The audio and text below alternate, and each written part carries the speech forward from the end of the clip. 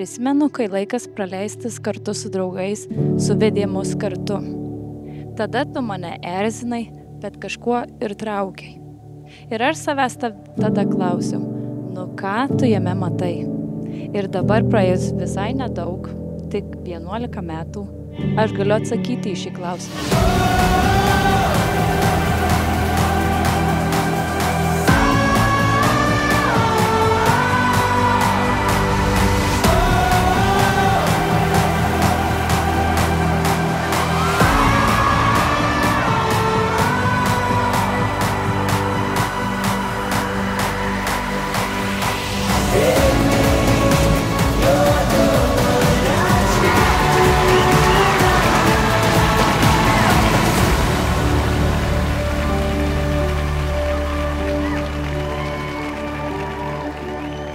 Laikui bėgiant supratau, kokia rūpestinga, nuoširdi, mylinti, linksma, jautri ir be galo graži esi.